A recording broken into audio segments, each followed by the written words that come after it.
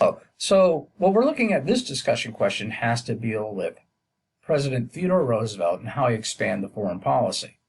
And this is going to require 3 paragraphs because you're going to be looking at first how he acquired the Panama Canal.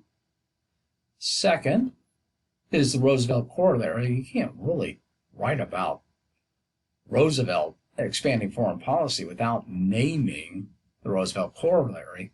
And third is basically what has to happen to do with Asia, specifically with Japan. So let's look at what I'm looking for when you're writing about acquiring the Panama Canal. First and foremost, you must include the 3 treaties. The first one's going to Hay-Pulsafant Treaty in 1901, which the United States required from Great Britain the rights to build the canal. So you need to include what country it's with and what's in the treaty. Then you move on with the treaty with Colombia, the Hay-Haran Treaty. You need to put the specifics in that treaty. There's going to be a 100-year lease, $250,000. That up front, we're going to pay them $10 million. The canal is only going to be 6 miles wide. The canal zone, that is, not the canal itself. And then you must use the analysis of, well, then what did Colombia, how did they respond? Because for Roosevelt, in his mind, everything is done, it's a done deal. And then we see that the Colombia Senate is holding out for $25 million. Well, this infuriates Roosevelt because he believes it was basically an agreement between 2 countries. So then this moves on to the Panamanian Revolution. The Panamanians always never really want to be part of Colombia. They see an opportunity. They break away. They declare independence. And lo and behold, who's the first country to recognize the independence of Panama? The United States. And with Panama becoming a new independent country, then you finally moved into the Buena Varela Treaty, in which what was in that treaty you would write about. And then finally, the impact of building the canal, how long it took, and the cost. So that's just for one. So it is a lot of information, but we're trying to get an A, right? Yes. The second one is the Roosevelt corollary. So first and foremost, what you would want to talk about is the Monroe Doctrine in itself, going all the way back to 1820. Basically simple. It was Europe, you cannot recolonize in our hemisphere. Stay out. And we'll stay out of your affairs in Europe.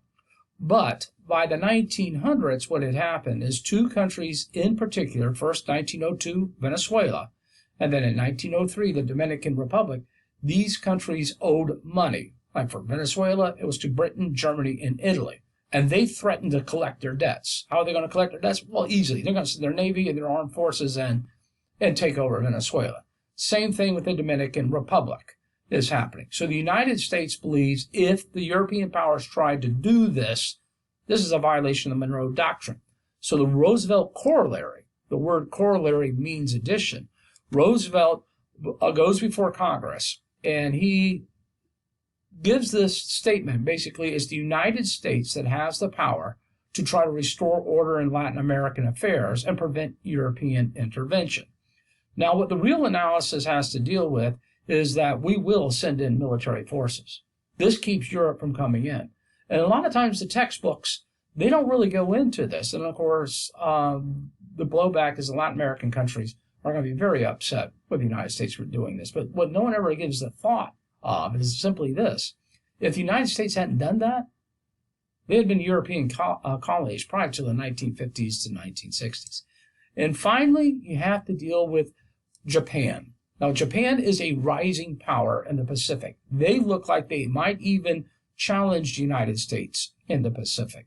And this begins with the Russo-Japanese War in 1904, when Japan attacked Russia. And basically, the war was very quick, and Japan annihilated the Russian Navy. Roosevelt will become an intermediary between the 2 nations at Portsmouth, New Hampshire, and they are going to hammer out a treaty. So you must include the name of the treaty of Portsmouth in 1905. And the analysis I'm looking for is that Roosevelt offered to mediate with the condition of the open door in China. We're still looking for that open door in China. And really, since Japan always favored the open door, Russia did not. Now it's going to basically be payback time.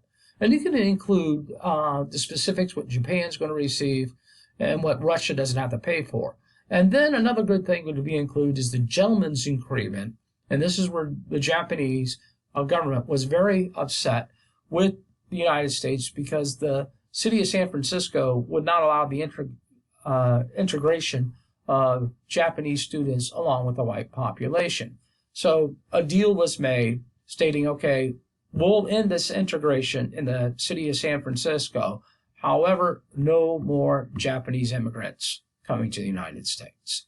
So that's the three main things I'm looking for: Panama Canal, Roosevelt Corollary, and dealing with Japan.